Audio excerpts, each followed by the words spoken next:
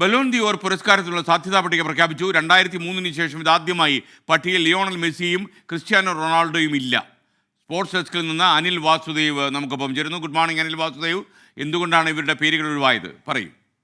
Good morning SKN. Football ലോകത്തെ ഏറ്റവും പ്രധാനപ്പെട്ട പുരസ്കാരങ്ങളിലൊന്നാണ് ബലന്തിയോർ. 5 ഫുട്ബോൾ മാഗസീനായ ഫ്രാൻസ് ഫുട്ബോളാണ് ഈ ഒരു പുരസ്കാരം ഏർപ്പെടുത്തുന്നത്. ഫിഫയുമായി മുമ്പ് കൊളാബറേറ്റ് ചെയ്തൊക്കെ തന്നെ ഈ പുരസ്കാരം നൽകിയിരുന്നു. പക്ഷേ ഇപ്പോഴും ഏറ്റവും പ്രധാനപ്പെട്ട ഒരു ഫുട്ബോൾ പുരസ്കാരം എന്ന തരത്തിൽ തന്നെ ബലന്തിയോർ എല്ലാ കാലത്തും വലിയ രീതിയിൽ ശ്രദ്ധ ആകർഷിക്കാറുണ്ട്. ദീർഘകാലം ഇത് കൈയടക്കി വെച്ചിരുന്ന 2 പേരാണ് അർജന്റീനൻ നായകനായ ലിയോണൽ മെസ്സിയും ഒപ്പം തന്നെ പോർച്ചുഗൽ നായകനായ ക്രിസ്ത്യാനോ റൊണാൾഡോയും. 2003 മുതൽ നിരവധി കാലം ഈ 2 താരങ്ങൾ മാറി മാറി ഈ കിരീടം നേടുന്ന പുരസ്കാരം നേടുന്ന കാഴ്ചയാണ് കണ്ടത്. ലിയോണൽ മെസ്സി 8 തവണ നേടിയപ്പോൾ 5 തവണ ക്രിസ്ത്യാനോ റൊണാൾഡോയും ഈ പുരസ്കാരം സ്വന്തമാക്കിയിട്ടുണ്ട്.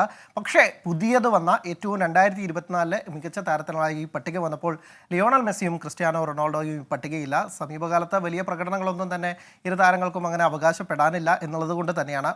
അതിനേക്കാൾ അപ്പുറം മറ്റ് കൂടുതൽ താരങ്ങളുടെ മികവുറ്റ പ്രകടനമാണ് അതിന് കാരണം. ലിയോണൽ മെസ്സിക്ക് സമീപകാലത്ത് കോപ്പ അമേരിക്ക നേടിയതാണ് ഏറ്റവും പ്രധാനപ്പെട്ട ഒരു നേട്ടമുണ്ടായിരുന്നത്. ക്രിസ്ത്യാനോ റൊണാൾഡോ യൂറോപ്പിൽ നിന്നൊക്കെ വിട്ട് സൗദി അറേബ്യയിലാണ് കളിക്കുന്നത്. അവിടെ പോയിട്ട് കിരീടങ്ങളൊന്നും നേടാനാവാത്തത് അദ്ദേഹത്തിന് തിരിച്ചടിയായി. ഗോൾ നേട്ടത്തിലൊക്കെ തന്നെ സൗദി പ്രോ ലീഗിൽ അദ്ദേഹം മികച്ചു നിന്നെങ്കിൽ പോലും കിരീടങ്ങളൊന്നും തന്നെ അദ്ദേഹത്തിന് നേടാൻ ആയിരുന്നില്ല.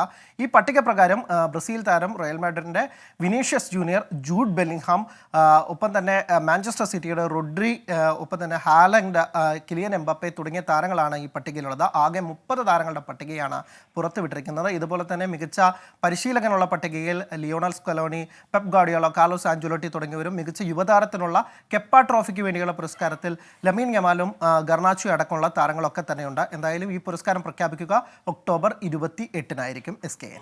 Okay, thank you Anil Vasudev.